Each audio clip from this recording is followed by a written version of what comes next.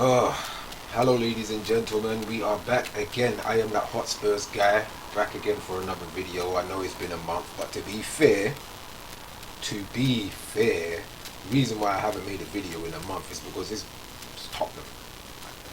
I was just at a point where I'm just not really trying to do any sort of videos for Spurs until the season was over. To be fair, um, it's been a topsy turvy couple of months, as we've all seen as Spurs fans. You know what I mean? So even now, if I was to actually speak about everything that we've been through since my last video, I'd probably be here for about an hour, and I don't want to be here for that long because everybody's made enough videos as it is on the YouTube, and I've watched some pretty good videos for the last couple of months from Spurs YouTube channels. You know what I mean? So I just want to touch on a couple of things that we've been going through, or that the club's been going through at the moment anyway. So first of all, the whole Mourinho thing, Mourinho being sacked 6 days before the Carling Cup final. I don't have any pretense that even if Mourinho was our manager at the time of that final, that we would have won it. I'm not under any pretense. In fact, I believe we would have probably lost more than 1-0 if Mourinho was our manager for that final. And we probably would have seen an even worse team that Ryan Mason picked. We would have seen a worse team than Ryan Mason had picked for that Sunday. So I'm not really too fussed about it. I'm still of the opinion that Mourinho should have left the second, or after he's pretty much like after his match reaction after the Zagreb loss. He should have been gone that very next morning. And I'm still very adamant on that. And I'll never forget that Zagreb loss. I was watching Chris Cowling's video last night with a few of the other guys, Leader Dorsey and a couple of other guys that was on there as well. It was a good watch as well. And they had a question about what would they consider their most disappointing part of the season. And to be fair, I'm just like, look, the Zagreb loss, I'm never going to forget. Never. Considering what we've been through as Spurs fans this season, I am never going to forget that Zagreb loss. Never. No. I'll be telling my grandkids about that. I'm telling you, I'm going to be telling my grandkids about that. So that's one of my major disappointments. But my main disappointment for Spurs this season, and a lot of people won't even think about this as well, was the second leg at home against Liverpool. That one alone, that match alone, really pretty much like it signified just how poor we are going to be under Mourinho this season, and how we're not going to really be trying to achieve anything. Because the poor run that Liverpool were on that time as well. I remember Liverpool were on a terrible run. Firmino, Salah and Mane hadn't scored in how many games? I think it was like 100 and something hours. No, what was it? 300 and something hours of football that they haven't scored. You know what I mean? And they were losing games at home on the bounce. You know what I mean? It was like, what? Liverpool's lost at Anfield, and then they lost again at Anfield, and then they lost again at Anfield, and then they came to the lane, and we pretty much, Mourinho's tactics was to just give them the incentive to have the ball, try and get their feel back, and throw as many shots as they can at Lloris in the hopes that we can possibly get a counter attack on them. I'm like, bro, what the? So they're coming to our home ground. They're coming to our home ground in such the poor form that they are in, and we're going to give them the incentive to come to our ground and play us off the park. Okay, that was like my major disappointment for me.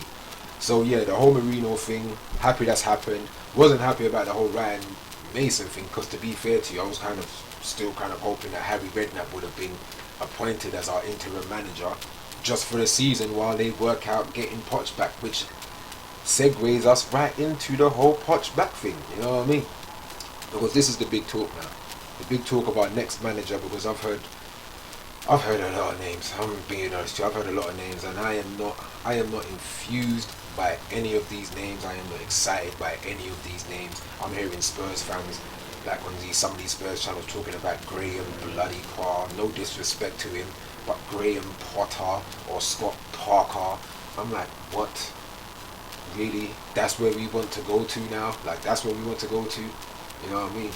Like, even Brendan Rodgers, I'm not really too excited about Brendan Rodgers either, like, you know what I mean? Because one thing I've always seen with Brendan Rodgers' team is that they always seem to they always seem to fall by the wayside by the last third of the season anyway.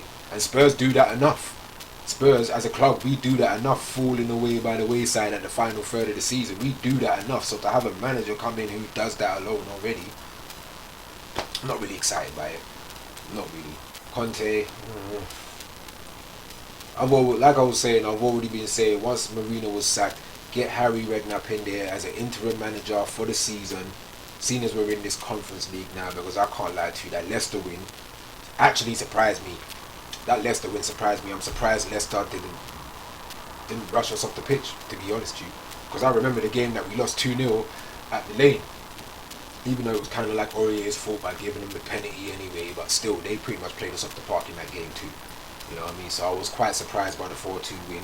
I was kind of hoping that we may have just slid out of there with the draw, and those arse bums just down the road, Woolwich guys, they would have caught the draw and finished above us. Was a lot of Spurs fans, again on the YouTube, are excited and happy that because we finished above Arsenal and there's no St. Totteringham's Day, that's made our season great. And me personally, Expression said it too as well, and I feel him on it as well. I'm like, me personally, I don't care about finishing above Arsenal anymore. I don't even care about Arsenal like that anymore anyway. Not for like the last 4 or 5 years that we've been on the potch. Like, I don't care about Arsenal anymore. I care about taking over Chelsea now. That's what I care about. Because Arsenal's down there now. Arsenal's below us now. They've been below us for 4 or 5 years now. I'm not excited about finishing above Arsenal. Especially after at one stage this season, we were sitting at the top of the table. Like, we were sitting at the top of the table. And a lot of YouTubers, Spurs fans, have already made videos months ago talking about how poor Arsenal's being and how they're looking to get relegated, and we just about finished above them at the end of the season. We just about finished above a poor Arsenal side, and that's what we're going to take for the season. You know what I mean? I don't care about it, to be honest to you. The Europa Conference League, I'm going to be honest, I don't know anything about this damn league. I feel like the only thing that really needs to be changed in this European football is that Champions League. There needs to be no Champions League dropouts into the Europa League, because that's why a lot of fans don't really like the Europa League, or just like why the Europa League isn't really considered another big European trophy either, because it gives Champions League dropouts a second chance at winning something. Like, that doesn't make sense. And then now Europa League dropouts can drop into the Europa Conference League too. It doesn't make sense to me. Like, it doesn't make sense to me. I accept the whole top 4, finishing in top 4, because that gives teams the incentive during the season to try and play as best as they can play, to really try and beat teams that they don't normally beat, build a togetherness within the squad. So top 4 Champions League positions, that's perfect. 5th, 6th, 7th Europa League spots, that's perfect. It's perfect as it is, and whoever wins the domestic trophies gets a spot in them too, if they're not in either of the competitions already. Like, you know what I mean? It works out perfectly. But with this Europa Conference League, I don't know anything about it, but from what I'm hearing from a lot of the Spurs, fans, it seems like a pretty much like a league to kind of get our youngsters bled through, and I feel that's like a perfect thing for Harry Redknapp to do. Like, you know, we've got Sessegnon, we've got Skip, we've got Dane Scarlett, we've got even Foyth to come back as well, who's still quite a bit of a youngster as well, and Jaffe Tanganga as well, you know what I mean?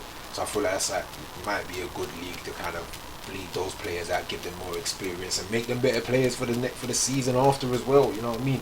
You can't always be looking to try and buy players when we already have quality youngsters already as it is. They just need to be bled into the squad. There needs to be more of that. Like, there needs to be more of some youngsters in the squad and some class players like your Sons and your Kanes and your Ndombele's and your Delis. They need to be mixed and mingling with the youngsters also, you know what I mean? It gives them that bite. That's what we need.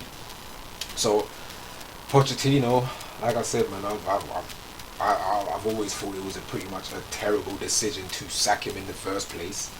Daniel Levy needs to come out, and I feel that's one of the demands that has to be done by Spurs fans right now, because I feel like a lot of Spurs fans, if we were to recruit Pochettino again, a lot of Spurs fans would let Daniel Levy off the hook, and we'd spend another 5 to 10 years thinking that Daniel Levy's the best for this club, like, and he really isn't.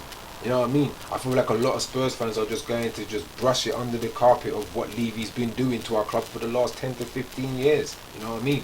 So it's like him recruiting Pochettino again just shows how ridiculous and how outrageous of a decision it was to sack him in the first place. But nobody's going to pressure him to even come out in public and answer those questions anyway. I feel like he should be coming out in public to, because you know what's mad, yeah?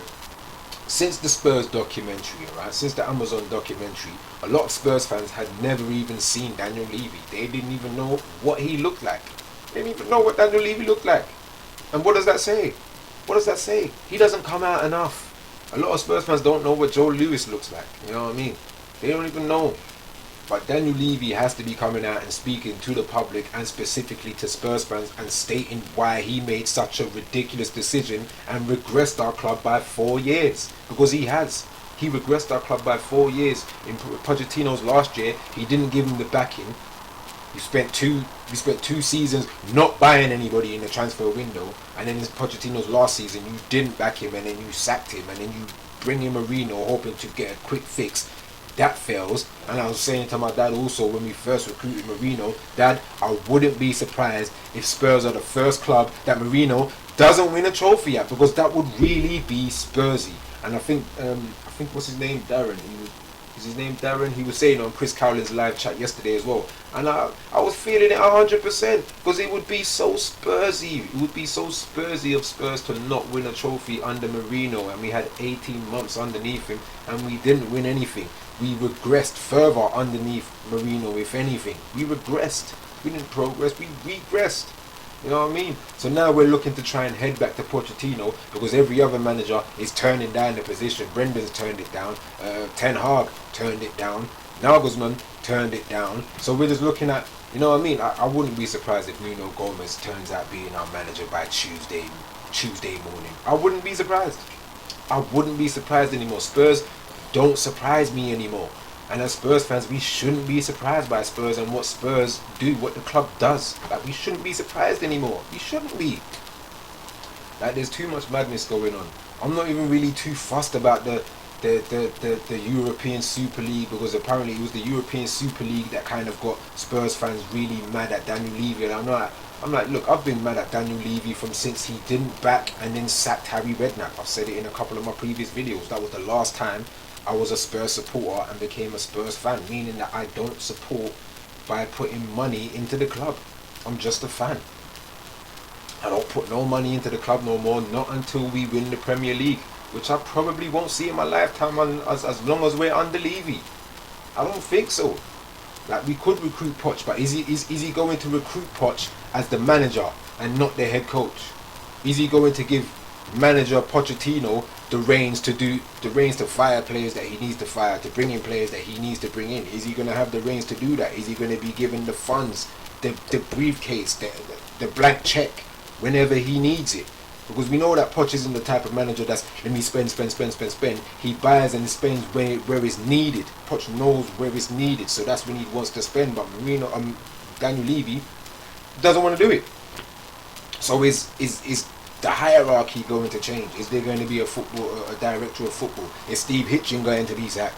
Is Daniel Levy going to step down from the footballing aspect side of the business and just deal with the financial side of it? You know what I mean? Because Spurs fans always still consider like, oh well, we've got a state-of-the-art training ground and a brand new stadium, and I keep saying I don't care about a brand new stadium with a dusty, empty trophy cabinet. I don't. I would have preferred to have stayed unbeaten at the Lane for another season. I would have preferred that. I don't care about a state-of-the-art training ground if we're not bringing in world-class players to train on it. People. Like, Daniel Levy has been sucking us dry for a long time, and I really hope Spurs fans don't drop the ball on this one. I really, really, really hope we don't drop the ball on this one if Pochettino is recruited. But like I said, I've always thought that Pochettino being sacked in the first place was a ridiculous movement anyway. It was a ridiculous movement. Should have kept him in the first place. So Pochettino's the only signing that makes sense. That's the only one that makes sense at this moment, and I can't lie to you, it's just, that's the only thing that's going to really get a lot of fans back on board in the sense of like being connected to their team again. That's the only thing. So yeah, people, man, I'm sorry it took me over a month to make a video, but like I said, it's Spurs, and I just, yeah, man, I just prefer to just watch a couple of the videos that people make and put on YouTube anyway. You know what I mean? And also, oh man, I was just about to leave out of there without even showing love, loyalty, and respect to Mr. Danny Rose. You know what I mean? Mr. Danny Rose, who was again also another player who's been with us for so many years. 14 years he's been with us, you know, 14 years. Vilified at the end of it because he was speaking the truth. And that's what normally happens. People who speak the truth are normally vilified and shunned until everybody else catches on 2-3 years later. That's what it was. Like, what did he say in that interview? Like we should be recruiting players that we shouldn't have to Google. You know what I mean? And now look at us 4 or 5 years later talking about, well, who's this guy? Who's that? Why do we have to Google him? You know what I mean? Where's the world-class players? What did he say to Mourinho in the Amazon documentary? When everybody else plays bad, they play again. When I play bad, I'm dropped from the entire squad. So look, man, Mr. Danny Rose, you get my love and respect because you're a legend to me. You will always be a legend. Again, Lee the Dorset Spur fan, he dropped a brilliant 5-minute video on Danny Rose as well. He dropped a brilliant 5-minute video. Much more articulate and eloquent than I will ever be able to say. You know what I mean? So if you haven't seen it, go and watch Lee the Dorset Spur 5-minute video on Danny Rose because I thought it was absolutely bloody brilliant. You know what I mean? So yeah, man, Danny Rose, much love and respect to him. I'll never forget his wonder goal because I'll always remember seeing that live as well. Like, well, not live at the stadium, but when I was watching that game live on the TV. You know what I mean? I was gobsmacked. My jaw was dropped, and still to this day, it still like amazes me as well. It's still like one of my big favourite North London derby goals, like, you know what I mean? So you'll always get respect from me, man, but that's my phone over there. So yeah, guys, thank you very much for watching this video. Like, share and subscribe. I'll be back again with a couple more videos later on this week. Thank you.